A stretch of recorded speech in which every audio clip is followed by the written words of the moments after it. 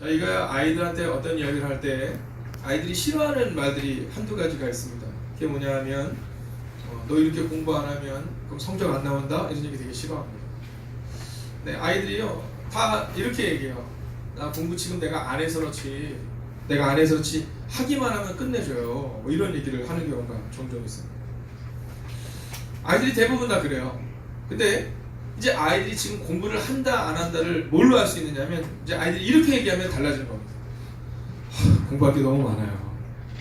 그럼 이제 공부를 시작한 거예요.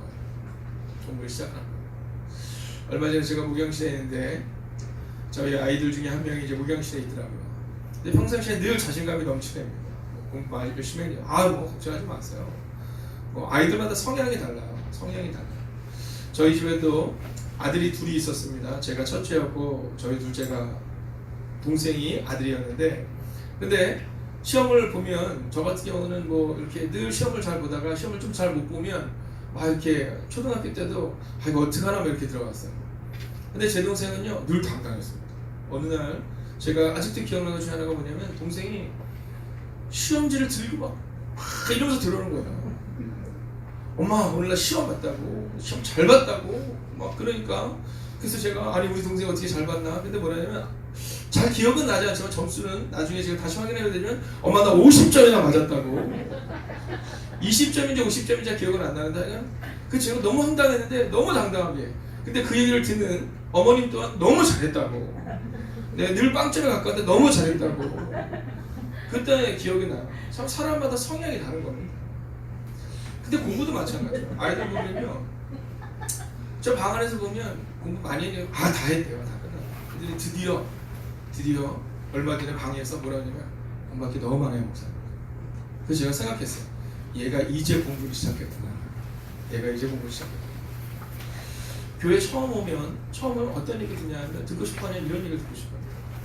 하나님이 함께 하시면 됩니다. 축복이 여러분 가운데 있습니다. 이런 얘기만 듣고 싶어요. 여러분 제가 선포하겠습니다. 하나님이 함께 하시면 됩니다. 아멘. 하나님이 함께 하시면 놀라운 일이 일어날 것입니다. 아멘. 그런데 때가 되면 목회자가 선포해야 되는 것이 있어요. 그건 뭐냐면 하나님이 함께 하시면 되는데 어떤 때 하나님이 함께 하시냐를 우리가 알아야 돼요. 자, 한번 생각해 보겠습니다. 어저께 제가 저희 지방에서 사경회를 하고 있어서 사경회를 갔다가 이렇게 오는 겁니다. 사경회를 하고 오는데 어떤 얘기가 있냐면 어떤 권사님이 이제 끝나고 나서 저한테 그러시는 거예요. 목사님 말씀이 너무 좋다고, 목사님 위해서 기도하겠다고, 제가 진짜 목사님 같은 말씀 못 들어봤다고, 제가 이제 매일마다 기도하겠다고. 그래서 제가 그랬어요. 나는 당신의 말 믿지 않는다고. 당신이 왜 나를 위해서 기도하냐고. 사경회는 3일 동안 나를 위해서 기도하지만 권사님은 목사님을 위해서 기도하라고. 왜 나를 위해서 기도하냐고. 그리고 나는 믿지도 않는다고. 권사님 지금 오늘 말씀 좋으니까 오늘은 그렇게 얘기해도 3일 정도 지나면 나는 잊어버린다고. 제가 이렇게 얘기했어요. 여러분 아무리 좋은 은혜를 받아도요 3일 지나면 잃어버립니다. 여러분 오늘 여러분이 이 예배의 자리에 있는 것을 감사히 여기십시오. 여러분 여러분과 함께 매일 만나는 제가 여러분에게 선포하는 그 말씀이 하나님의 은혜요 능력임을 믿으십시오. 여러분 오늘 우리 마음에 그 마음을 가지고 살아야 돼요. 근데 제가 어저께 사경을 하면서 그분들에게 말씀하고 선포한 게 있어요. 그건 뭐냐면 하나님의 말씀을 듣지 않으면 망한다는 거예요. 여러분 저는 언제나 여러분에게 좋은 말씀을 선포하고 싶지만 그러나 성경에 있는 말씀을 선포해야 되지 않겠습니까? 오늘 왜 이 에레미야가 이 눈물의 기도 가운데 있었냐면 바로 그런 거예요. 자, 지금 에레미야가 살아가고 있는 이 시대는요 죄악이 간영했어요. 예배하지 않고 그리고 눈물 흘리지 않고 기도하지 않는 세대였어요. 하나님이 예레미야를 부르세요. 예레미야를 부르셔서 뭐라고 말씀하시냐면 이스라엘 백성들이 외쳐라. 한번 따라할까요? 하나님께 항복하는 것이 사는 길입니다. 여러분 옆에 있는 분에게 한번 이렇게 해주세요. 하나님께 항복하는 것이 사는 길입니다. 하나님께 항복하는 것이 사는 길입니다. 자, 하나님께 항복하는 것이 사는 길이다. 이걸 선포하라는 거예요. 근데 그 당시에 용서하십시오 여러분. 저를 위해서 정말 기도해 주셔야 됩니다. 여러분 저를 위해서 기도하고 계시죠? 아멘. 왜냐하면 그 당시에 대제사장이요, 그 당시에 이스라엘 백성 이끌었던 영적 지도자라고 하는 사람이 하나님의 말씀을 듣지 못하는 겁니다. 그 사람은 뭐라고 말하면 늘 이렇게 말하는 거예요. 우리는 잘 될 거다. 우리는 잘 될 거다. 여러분, 잘 될 만한 사람에게 잘 될 거다. 이건 축복의 언어거든요. 근데 잘 되지 않을 만한 사람에게 잘 될 거다고 말하는 건 축복의 언어가 아닙니다. 생각해 보십시오. 만약에 어떤 청년이, 지금 우리 청년들이 이렇게 나와서 예배를 드리고 기도하고 있어요. 그때 제가 이들에게 선포합니다. 하나님이 여러분의 인생을 책임지실 것입니다. 그러면요, 아멘이 맞는 거죠. 근데 제가 어느 날 길에서 어떤 청년을 만났어요. 이 청년을 만났는데, 청년들을 만나면 제가 그 청년들이 뭐하다 저를 만났는지 제가 다 압니다. 저를 만났을 때 너무 반가워하잖아요. 그러면요, 그냥 당당한 거예요. 근데 뭔가 이렇게 쭈뼛쭈뼛 하잖아요. 뭐 손을 갑자기 뒤로 이렇게 옮기잖아요. 네, 맞아요. 집사님 어떻게 하셨어요? 네. 뒤로 하면요, 그러면 잠깐 멈춰서 딴 데를 이렇게 쳐다보고 가야 됩니다. 왜냐면 담배 피다가 저를 만난 거예요. 그러니까 저를 딱 만나 쭈뼛쭈뼛 하면 손을 이렇게 뒤로 있으면 제가 갑자기 전화를, 오지도 않은 전화를 받습니다. 여보세요? 이렇게 갔다 갑니다. 그러면 갑자기 당당해져요. 그 짧은 시간에 이제 버린 거죠. 여러분, 그때 제가 뭐라고 얘기해야 되냐면, 여러분, 요즘에 여기 근처에도 성인 오락실이 많이 생기더라고요. 자, 성인 오락실에서 청년이 나오고 있는데 제가 그 청년에게, 야, 너 잘 될 거야, 이렇게 선포하는 것이 맞겠냐고. 그때는 분명히 얘기를 하는 거예요. 너 그렇게 살면 안 될 거야. 하나님이 너를 사랑하시기 때문에 네가 돌이키기를 원하셔. 이렇게 말해야 된다는 거죠. 하나님이 이스라엘 백성들 너무 사랑하셔서 예레미야에게 말씀하셨어요. 야, 너희가 망하게 될 것이라고 얘기해. 너희는 이제 끝났다고 이야기하라. 선포하라, 이렇게 얘기해요. 근데 그 당시에 대제사장들과 그 당시에 리더들은 뭐라고 말하냐면 그렇지 않다라는 거예요. 잘 될 거라는 겁니다. 그때 예레미야가 그 이스라엘 백성을 선포합니다. 우리 이러면 망한다. 돌이켜야 한다. 돌이켜야 한다. 그때 사람들이 예레미야의 그 얘기를 들으면서 기뻐하지 않았다는 거예요. 왜 저렇게 비관적인 얘기를 하느냐라고 말하고 있는 겁니다. 자, 7절의 말씀을 우리가 같이 한번 읽어보겠습니다. 7절 함께 읽을까요? 시작. 여호와여, 주께서 나를 권유하심으로 내가 그 권유를 받았사오며 주께서 나보다 강하사 이기셨으므로 내가 조롱거리가 되니 사랑하다 종일토록 나를 조롱하나이다. 아멘. 제가 얼마 전에 어떤 권사님이 저한테 그런 얘기를 하시는 거예요. 본인이 기도하러 가면 늘 그랬대요. 그렇게 기도를 해야 되냐? 뭘 그렇게 기도를 하냐? 근데 그 가정에 어려운 일이 딱 생겼는데 그 아들 되는 분이 그분에게 이렇게 얘기했대요. 엄마, 기도 좀 하세요. 기도 좀 해주세요. 기도 좀 해주세요. 오늘 7절의 말씀을 보면 조롱받고 있는 장면이 나와요. 자, 보십시오. 여호와여, 주께서 나를 권유하시므로 내가 권유를 받았사오며 주께서 나보다 강하사 이기셨으므로 내가 조롱거리가 되니 라고 나와요. 자, 하나님의 말씀을 받았더니 조롱거리가 되었다는 거예요. 사람마다 종일토록 나를 조롱하나이다, 이렇게 말하고 있어요. 여러분, 사실 예레미야는 처음에 예레미야 1장을 보면 하나님이 예레미야를 부르세요. 그때 예레미야가 거절합니다. 하나님, 저는 그것을 할 만하지 못합니다, 이렇게 거절해요. 모세가 나는 그런 글씨 안 됩니다라고 거절했던 것처럼 예레미야가 거절합니다. 근데 오늘 나를 권유하심으로라는 이 단어는요, 원어적인 표현으로 여러 가지 표현이 있는데 어떤 의미도 또 가지고 있냐면 이런 표현도 있습니다. 내가 권유를 받았다라고 말하는데 공동 번역본은 야훼여, 저는 어수룩하게도 주님의 꾀임에 넘어갔습니다. 주님의 억지에 말려들고 말았습니다. 이런 표현을 쓰고 있어요. 자, 하나님이 부르실 때 거절했던 예레미야입니다. 근데 하나님이 예레미야 1장을 보면 그를 이렇게 달래시면서 그를 응하도록 하셨어요. 그리고 그가 하나님의 말씀을 선포했는데 그 선포 때문에 오늘 하루 종일 어렵고 하루 종일 사람에게 조롱을 당하고 있다는 겁니다.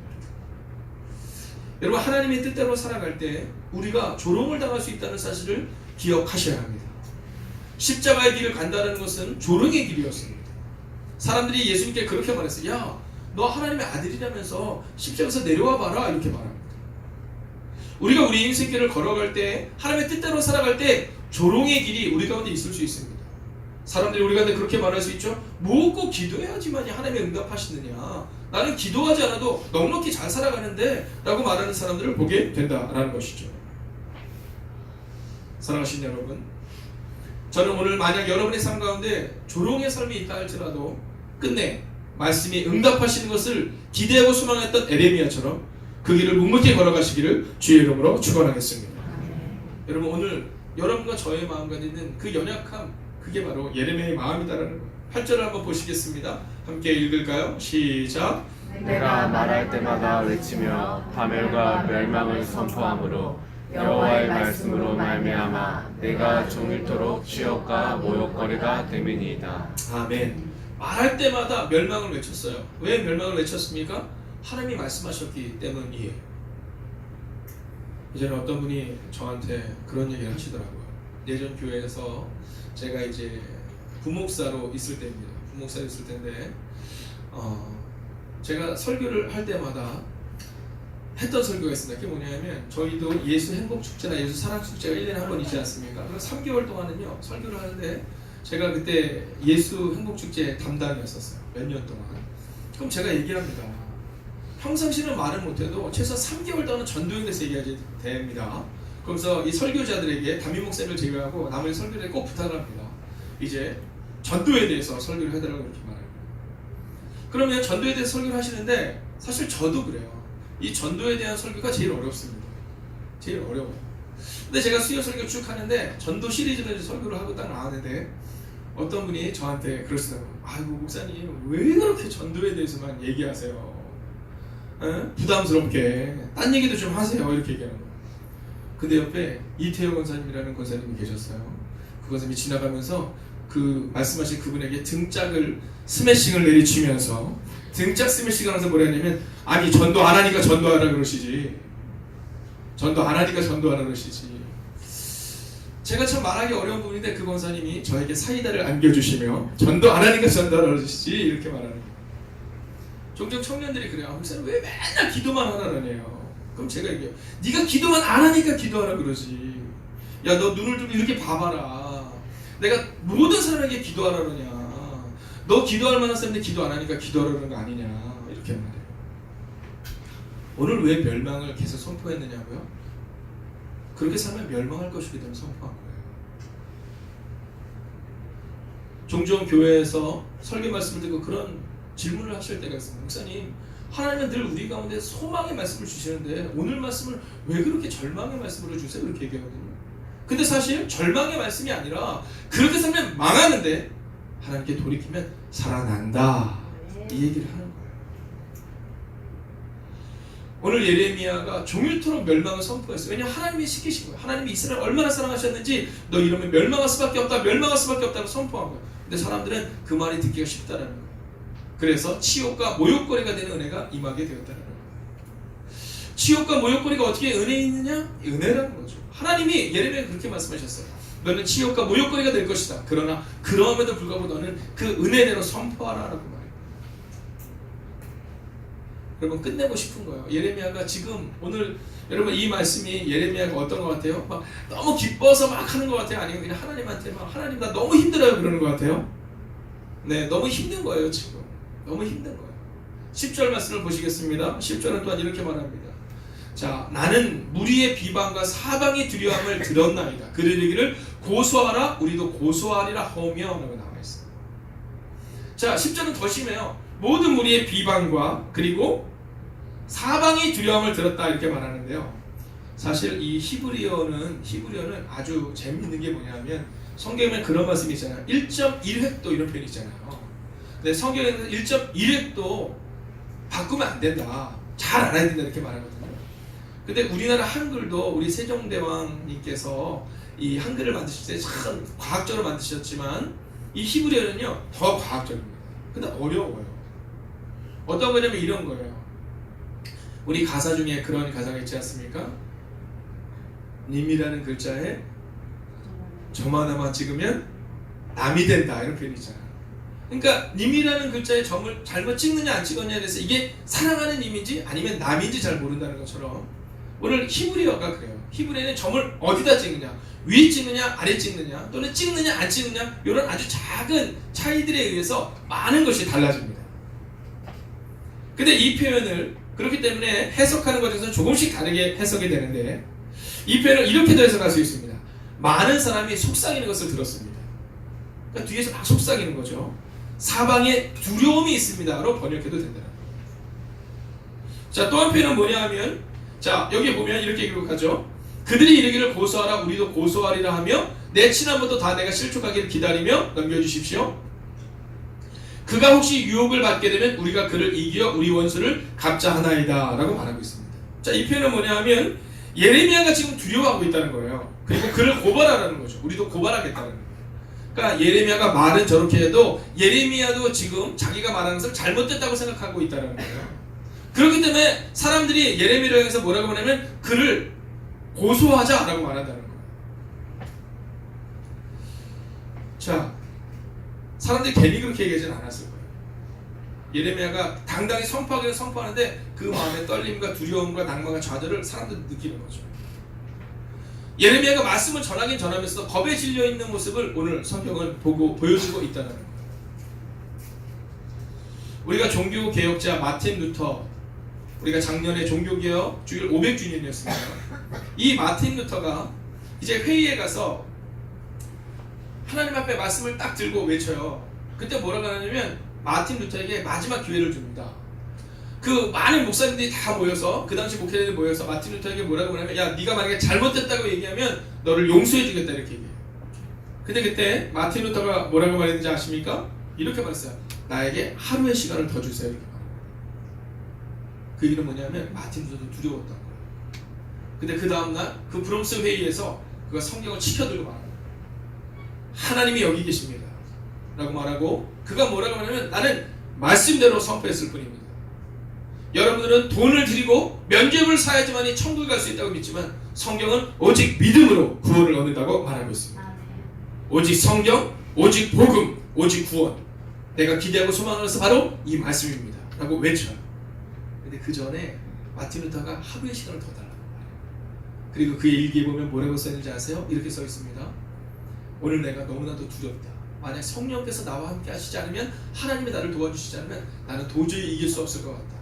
오 주님, 오늘 밤 나를 지켜주소서. 그렇게 써있어요. 저는 예레미야의 말씀을 보는데 제 마음이 얼마나 위로가 된지 몰라요.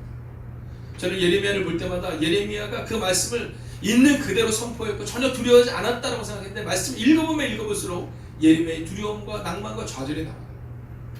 어쩌면 저와 여러분처럼 기도하면 될까? 우리는 수없이 생각하고 수없이 낭망할 때가 있습니다.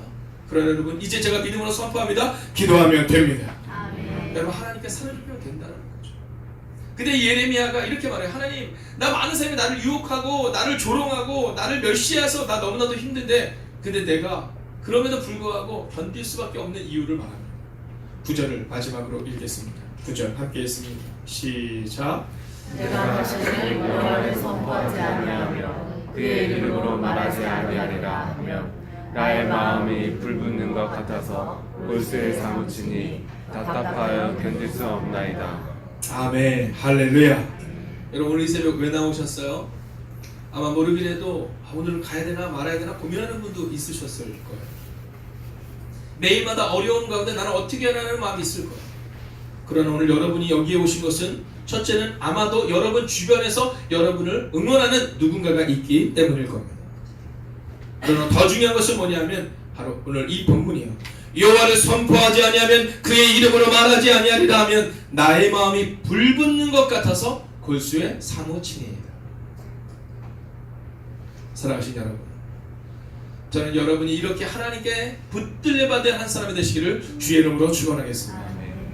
우리 아이들이 굉장히 연약해 보이지만, 그리고 늘 새벽에 와서 아무것도 아닌 것처럼 보이지만, 우리 청년들 또는 여러분과 제가 그런 사람처럼 보이지만 우리 마음에 바로 이 마음이 있기 때문에 온 거예요. 나의 마음이 불붙는 것 같아서. 나의 마음이 불붙는 것 같아서. 여러분, 선지자에게 말합니다. 누가 나를 위하여 갈 거라고 말할 때 선포합니다. 내가 주님을 위해 가겠습니다 라고 말해요. 여러분, 바울에게 주님이 묻습니다. 누가 가야 되느냐라고 그럴 때 바울이 말해요. 내가 가겠습니다. 베드로가 도망갔을 때 예수님이 베드로를 찾아갔어요. 베드로가 예수님께 물어요. 코바디스, 주여 어디로 가시나이까? 지금 네가 도망가기 때문에 내가 너를 대신해서 십자가에 다시 못 박히러 간다. 그러자 베드로가 가던 길을 돌이켜서 다시금 그곳으로 가서 순교해요. 그리고 십자가에 거꾸로 못 발려 죽은 거예요. 여러분, 교회 일 가운데 왜 문제가 있고 다툼이 있는지 아세요? 여러분, 골수에 사무치는 마음이 없어서. 왜 장로님이, 권사님이, 집사님이 혹은 목사가 막 견디지 못하는지 아세요? 골수에 사무치는 마음이 없어서. 예수님을 생각하면 견딜 수 없는 마음이 있으면 우리는 잠자고 있을 수가 없고, 우리의 자리에서 낭망하고 있을 수가 없고, 그리고 다른 사람을 흉보할 시간이 없는데 우리의 마음에 골수에 사무치는 마음이 없어서 그래요. 여러분, 오늘 여러분이 두렵고 떨리는 마음으로 나왔다 하더라도 오늘 하나님을 붙드십시오. 오늘 예레미야가 이렇게 살아갈 수 있었던 일은 예레미야 1장에 보면 하나님을 인격적으로 만났기 때문에 저는 이번 40일의 새벽을 통해 여러분이 하나님을 다시 한번 인격적으로 만나는 은혜가 임하게 될 줄로 믿습니다. 그러면 달라져. 엄마, 우리가 이렇게 힘든데도 엄마는 왜 그렇게 늘 미소를 지을 수 있고 이길 수 있어 라고 말할 때 내 마음에 하나님이 주시는 그 불붙는 마음이 있기 때문이에요. 권사님, 장로님, 집사님, 그 어려운 상황에서 어떻게 그 일을 감당하실 수 있어요? 예, 제 마음에는 나의 마음이 불붙는 것 같아서 골수에 사무쳐서 견딜 수 없는 예수님을 사랑하는 마음이 있기 때문이에요. 라는 고백으로 오늘을 살아낼 수 있어야 한다라는 것이죠. 여러분과 함께 이 찬양 한번 드리고 그리고 말씀 마무리하는 겁니다. 주 없이 살 수 없네요 라는 찬양이거든요.